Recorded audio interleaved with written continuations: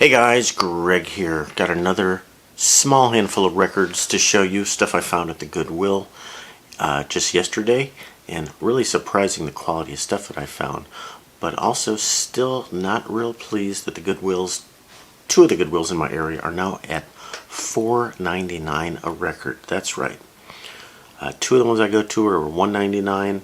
The other thrift shop, Council Thrift Shop, is $2.99, and my main Goodwill is $4.99 a record, which is crazy considering most of it is junky Jim Neighbors and Perry Como and Barbra Streisand and scratched up, beat up junk. But yesterday I found a whole stack, a whole collection of probably 20 or 30 pretty cool records. Jazz, a lot of progressive rock from the 80s and 90s, and we're doing this progressive vinyl, prog vinyl tag on the vinyl community right now. So it was interesting that I came upon a bunch of those records that I hadn't seen.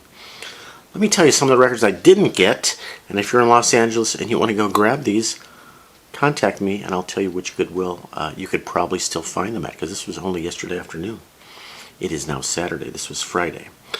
They're not all prog, but okay, we started with, I might edit these in, but we got Bonnie Raitt, a couple things by Steve Hackett, John Anderson and Bill Bruford, Keith Jarrett, another Bill Bruford, some intergalactic band I never heard of, the Steve Howe album, that was a cool album, but I didn't get it, Supertramp, Squeeze, Wynton Marsalis, David Lindley, Alan Parsons Project, Weather Report, already had that one, Robert Plant, Traffic, Emerson, Lake and Palmer, Brian Ferry.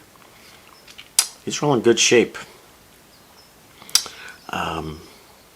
Jean-Luc Ponty, Michael Franks, we give him a thumbs down at my house. John Anderson from Yes, Brand X, Pat Metheny, two by Pat Metheny, Ramsey Lewis, Judy Collins, John Wyatt, Genesis, Lamb Lies Down on Broadway, Gentle Giant, Fabulous Poodles. I took the video holding the camera with one hand, flipping it at the same time. It doesn't work. So maybe I'll edit in some of that video. So I had 10 or 15 albums in my hot little hands there. And at the end of the day, I said, you know what, I can't buy all these. If they were $1 or $2, I would have bought a bunch of them. But $4.99, you got to be very careful. So three things that are in the 80s, 90s jazz realm. I'm probably off by a few years. 70s, 80s jazz realm. And we're going to talk about some great bass players. We're going to talk about some great piano players. We're going to talk about ECM. Where do I begin? Let's start with the most famous of these records. Excuse me. And the least jazzy, but jazzy. I did not have a copy of this. Joni Mitchell, Mingus, 1979. Precisely 20 years after Mingus recorded his Goodbye Pork Pie Hat tune on the Better Get It In Your Soul record for CBS. In memory of Charles Mingus, a tribute to Charles Mingus. Charles Mingus, one of the, if not the greatest bass player in jazz, and not known so much as a sideman, but a leader, a composer, composed a lot of great tunes. Pork Pie Hat on here is the tribute to the great Lester Young, and Pithecanthropus erectus, and Jump Monk, and on and on. He's a great composer. So Joni Mitchell decided to do a tribute to the great Charles Mingus. She also does painting, as you know. So here's her painting of Mingus. This was the last project Mingus worked on before he died. He died in January of '79, and this record was released in the summer of '79. So half the tunes on here approximately are Mingus tunes, and the other half are Joni Mitchell tunes.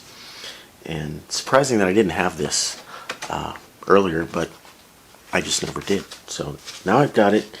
It's in the worst shape of the three records I'm going to show you today. It's sort of a VG, not a VG plus. The stupid Goodwill sticker right in the middle of the action there really messes up that painting. But Joni Mitchell's paintings all over the place. So one of the unique things about this record is it's full of jazz and jazz musicians. Basically, Weather Report is her backup band. Jaco Pastorius, one of the great electric jazz bass player of all time. Wayne Shorter, Herbie Hancock, Peter Erskine, Don Elias on congos, and others. Well, Emil Richards is the only other person, so I don't know him, on percussion, and Joni herself on guitar and vocals.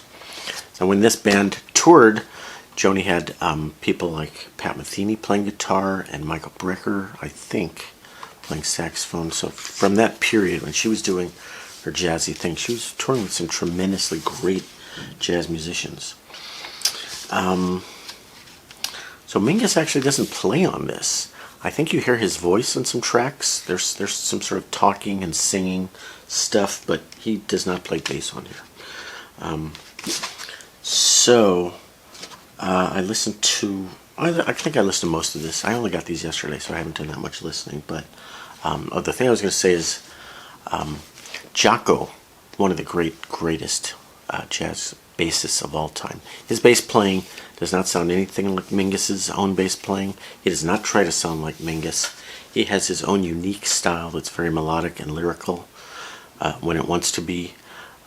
So right off the bat, you hear a lot of Jaco playing, especially in the upper registers, the fretless bass. So Goodbye Pork Pie Hat, one of the most famous classic jazz tunes of all time. Joni Mitchell wrote lyrics to that tune specifically for this record. Other people have recorded it, obviously. Rashawn Roland Kirk wrote his own lyrics to the same song. I think Joni's are better. So what can I tell you? There's another photo. Not a photo. A painting by Joni Mitchell herself. So tremendously interesting art, jazz fusion, rock, amalgam of styles. Joni Mitchell, the Mingus record from 1979, and Charles Mingus's last project. Okay, now I've got two records on the great ECM label with big fat ugly Goodwill stickers on them. For $5, these are still good deals. Let's start with this big green one. It's a double 2 LP set. Trio music by the great Chick Corea, who just passed away, Miroslav Vitu.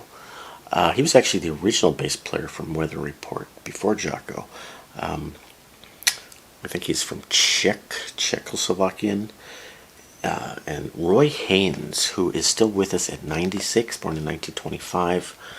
An amazing player. I mean, he played with Lester Young and Charlie Parker and everybody you can think of. This setup, Chick Corea, Roy, Miroslav, this was the same trio that Chick Corea used on his famous record that just came out as a Blue Note Tone Poet. Let's see if I can get the name right. Now She Sings, Now She Cries, something like that. You guys know the one I'm talking about. That was originally on the Solid State label, but such a nice trio record that Blue Note put it out as a tone poet. So there's your three guys, and typical ECM style. Everything is a little bit... oh, here it is. The trio first played together in '69 on a recording called Now He Sings, Now He Sobs. Was it she or he? I thought it was a she. So same group, great group, and typical ECM style stuff is getting experimental. So there's two records here. Record one is all improvisations, right off the top of their head, improvisational music, and record two is tunes by Thelonious Monk. I listened to this yesterday on my other bigger sound system. Sounds really nice. So good quality recording. Everything on ECM is really nice pressings, and ECM is about the only label that always uses great plastic inner sleeves on all their stuff.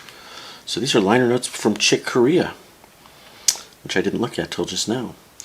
On record one, the trio improvised with little or no discussion before playing, with the exception of Slippery When Wet, which was a predetermined rhythmic motif. On record two, we played compositions of Monk, recorded many months before his passing, and were not intended as a memorial, but as renditions of what I consider some of the classic music of the 20th century, and I would agree. Mingus and Monk two of the top 5 composers in all of jazz.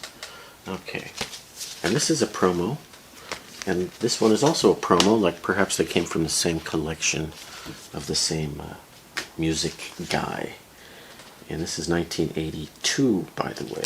Okay, very simple, plain, boring cover, but the art is well done. Great photography. Who does the photography? I don't know. Chick is playing a 7'4" Bosendorfer piano built in 1910. Wow, that was a long time ago, for those of you keeping score at home. And lastly, in this trio of 3 records that I got at the Goodwill, is yet another Keith Jarrett record. This one is called Concerts. Of course, it's on ECM. And this is recorded in, I thought it said 1981 in Germany. Bregenz, is that in Germany? Where's Bregenz? No, it's in Austria, near Germany. So this is yet another one of the many Keith Jarrett solo improvisation records. So out of 4 discs, 2 of these are completely improvised, which is interesting. Keith was, up until about 3 years ago, he had a couple of strokes, so he's really not playing anymore. But up until that time, I would say he's the only person in the world who can do this, which is what? Which is walk into an auditorium full of people, sit down at the piano with no idea what he's going to play, and improvise for an hour great music.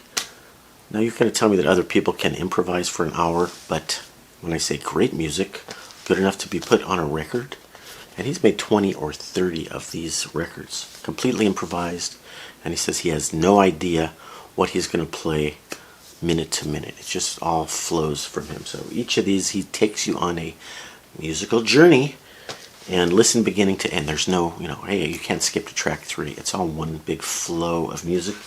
And these always have, the titles are simply, when and where did you do it? Side 1 is called Bregenz, May 28th, 1981, Part 1.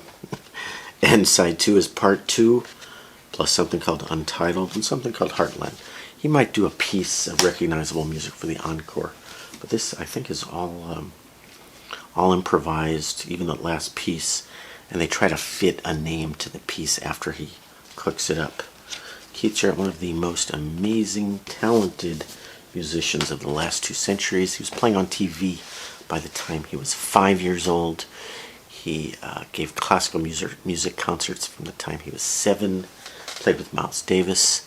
I think he played on Bitches Brew. I think that was him. And sad to see that he's lost his musical facility because of 2 strokes. But usually you can find these records, some of the other ones, at thrift shops. But this is a really clean copy, and I don't know if I've seen this record before. Super clean copy. And so 2 on ECM from the Thrift Store Run. Any of you in Los Angeles? I'm in the San Fernando Valley. Want to go hit those other records? They're probably mostly still there. All the jazzy fusion, and there was a Stevie Ray Vaughan Double Trouble. I already have that. What do I need? My wife, when I came home with this, she goes, "You paid $5 a record, and is that stuff you really need that you're really going to listen to?" Well, I don't know till I've listened to it, and after I listen to it, if I listen to it 2 or 3 times, that's a lot, because if you buy 2 to 5 records a week, when are you going to listen to it? I'm looking forward to this retirement where I don't do anything but listen to music, and of course that'll probably never happen, so someone will inherit all this junk. Okay, guys, I've ranted enough about the Goodwills, and I'm going to the Goodwill too often still, but you never know when a great collection will show up. That's why you got to go a lot. And again, join me on the Clubhouse app if you're interested in talking about music, politics, religion, marketing, social media, anything you can talk about. I'm there with some people from the vinyl community talking on Clubhouse. Greg, you like to talk a lot. Maybe that's the problem. You found an app that lets you talk. Well, okay, I'll admit it. I talk sometimes. Sometimes I listen. Guys, sayonara, adios from Greg on the Vinyl Community, Vinyl Rundown channel. Hit me up on Instagram also, and let me hear what you guys are up to. Let me hear if you got new channels. Looking forward to watching your videos. Signing off. Bye-bye. Can't find the button. Here's the button. Bye.